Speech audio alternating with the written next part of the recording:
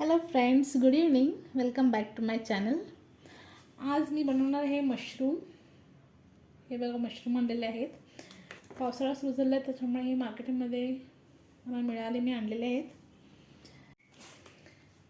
मी जेव्हा पण मशरूमचे व्हिडिओज बघितले भाजी वगैरे बनवताना, तरी स्वच्छ केलेलं कधी दाखवत नाहीत, पण माझी आई कायम असं स्वच्छ करते, म्हणून मी पण करणार आहे.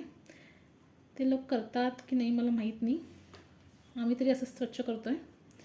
याच प्रकारे असं सगळे आपल्याला वरची जी साल आहे ती काढून घ्यायची आहे. 2 ते 3 वेळा स्वच्छ पाण्याने धुवून घ्यायचे आहेत. मशरूम सगळे छान धुवून घेतलेले आहेत 2 ते 3 वेळा स्वच्छ पाण्यामध्ये. मशरूम छान कट करून घ्या.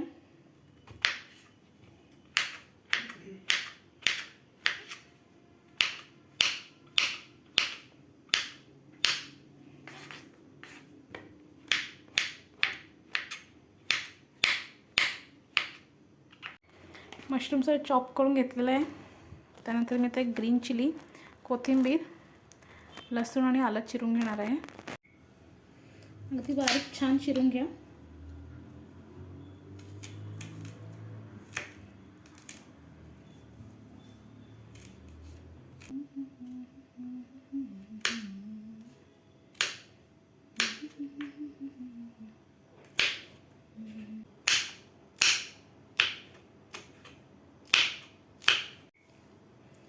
एक कांदा पण घेतलेला आहे मी. कांदा विसरले होते सांगायला. हा सोबत चिरून घ्या छान.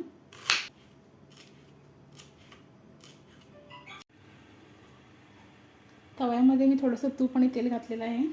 तर याच्यामध्ये आपण जी चिरलेली मिरची, लसूण आणि आलं आहे ते सगळं घालून छान भाजून घ्यायचं आहे तेलामध्ये. आता कांदा घाला, मस्त तेलामध्ये छान परतवून घ्या. कांदा छान गुलाबी रंगावर भाजल्यानंतर मशरूम घालून घ्या.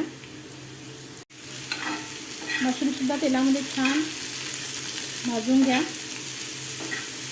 हाय फ्लेमवर किंवा मीडियम फ्लेमवरतीच तुम्ही मशरूम भाजून घ्या, कारण ह्याच्यामध्ये पाण्याचा अंश असतो. पाणी न घालता आपण हे तव्यामध्ये फ्राय करून घ्यायचं आहे.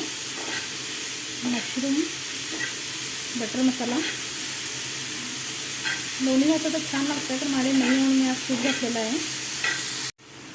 बघा, मी पाणी जरासुद्धा घातलेलं नाही आहे. मशरूममध्ये खूप पाणी होतं, त्यामुळे आपल्याला वरून घालायची काही गरज लागत नाही. पाणी थोडं साठत आल्यानंतर त्यामध्ये आपल्याला मीठ घालायचं आहे चवीनुसार. थोडीशी हळद. माझ्याकडे पेरी पेरीचा मसाला तो थोडासा घातलेला आहे मी. आणि पिझ्झा आणल्यानंतर जे आपल्याकडे चिली फ्लेक्स आणि ऑरिगॅनो पाकिट असतात ना, त्यातलं एक पाकिट घातलेलं आहे. हे मी मॅगीमध्ये सुद्धा घालते, खूप छान लागते. तुम्ही सुद्धा नक्कीच ट्राय करा. आणि लास्टला कोथिंबीर. तर आपल्याला छान परतवून घ्यायचं आहे परत एकदा. एकदम सोपी आहे रेसिपी, तुम्ही सुद्धा नक्कीच ट्राय करा. रेसिपी आवडली तर मला लाईक, शेअर अँड सबस्क्राईब करा. See you in the next video. Bye bye.